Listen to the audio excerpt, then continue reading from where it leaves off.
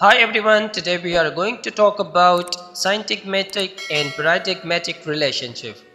Basically in this lecture, we are going to answer these questions.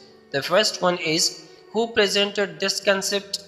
The second is what does it mean by these terms? And the third one is how are they different from each other? Well, these two terms and concepts are presented by Ferdinand de Saussure. You need to remember that who was a Swiss linguist, right?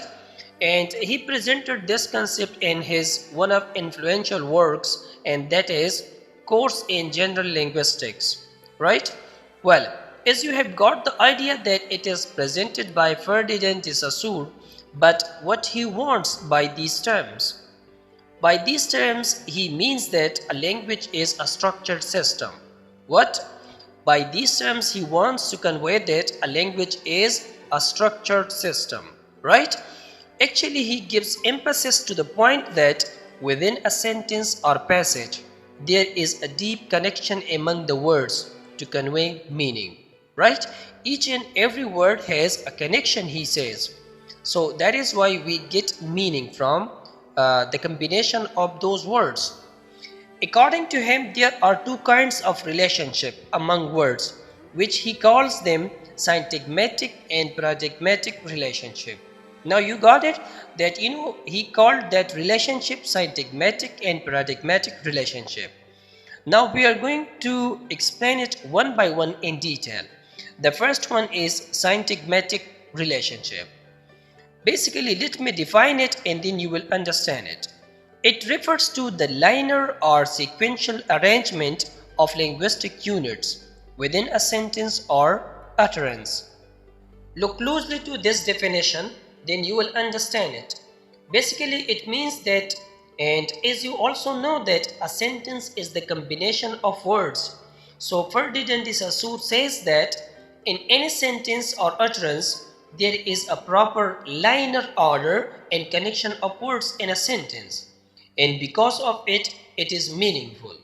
As you know that there is first subject, verb, and then object, etc.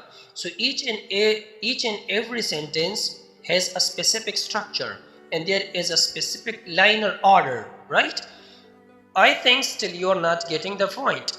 Don't worry, just look at this example and then you will get it. The red car is fast. Look at this sentence, and we have syntagmatic relationship among the words. They are arranged in a specific linear sequence, and their combination forms a grammatically correct sentence. Because first there is used the article the, and then adjective red, and after that there is car, right? The adjective red modifies the noun car, right? And after that there is a verb, and then again the adjective, right? Because this is linear relationship among the words, so that is why it is a meaningful sentence. If it were like this, fast is read the car, then it is meaningless. Why? Because there is no linear sequence among the words. So simply you can say that there is lack of syntagmatic relationship. Look at another example.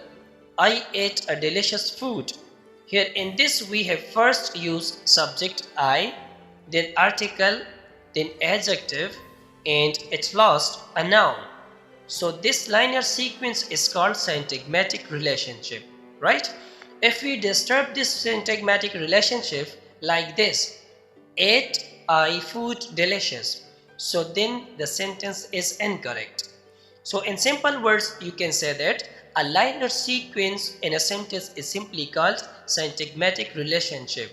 As you have got the idea about syntagmatic relationship, now it's the time to explain paradigmatic relationship. Well, basically it refers to the substitutive relationship among linguistic elements within a specific position. What does it mean? Simply it means that it is another kind of relationship among words.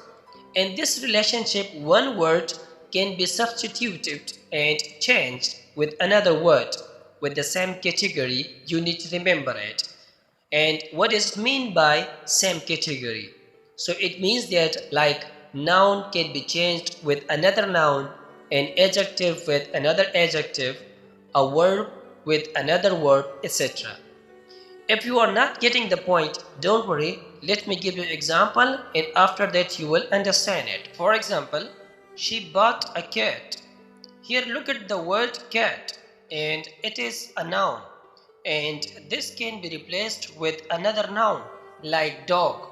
For example, she bought a dog. Basically in these sentences a dog and a cat belong to the same category. So they can be replaced. So this relationship is called paradigmatic relationship of words, right? Another example is she sang a beautiful song. Here again look at the word sang. Sang is basically a verb and it can also be replaced with another verb like played, like she played a beautiful song. But you need to remember that the same category words can be replaced and not different. Like you cannot replace a noun with a verb or adjective with a verb, etc. So this kind of relationship of words is called what? Paradigmatic relationship. And I hope you have got the idea, and if you have enjoyed this lecture, please do not forget to like and subscription to my channel. And see you next time. Bye bye.